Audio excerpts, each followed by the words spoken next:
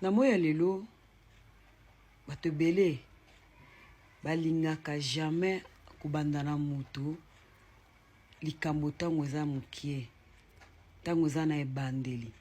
balingaka umate bo baya ko célébrer yo balingaka l'air yo matie bongo baye maintenant oyebisa yo eza na impact na mutu bandi na ye na eloko te ti ozomata okende komiti kuna na mutu aye na likolo na mutu bobandaki na ye na seti omati considération ezala ndenge moko te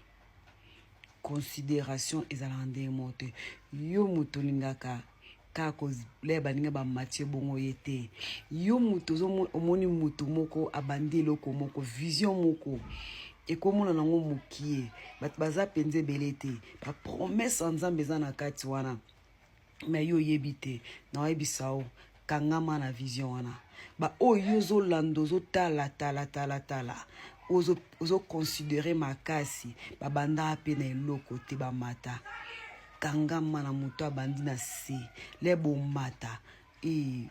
ba fruit wana yo liango différent na bato boya likolo na bato boya kuta bino likolo yo yang boko bénéficier ndenge moko te donc conseil nanga na pesa yo tango moni ndeko abandi loko mona ya mukie elo mona se tsaye maboko considérer ngo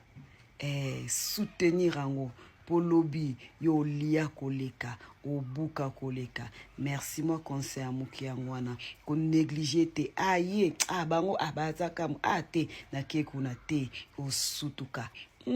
bao bazaki fidèle bavandi na ki fidélité wana ba olie belé koleka mais yo sozaki fidèle te okendaki da rolingo yo zonga trop tard place nao esi bazui nzambe déjà a remplacé na moto donc merci wana ezaki woman of prayer sœur Marie Grâce woman of prayer moi ça m'a bondeli.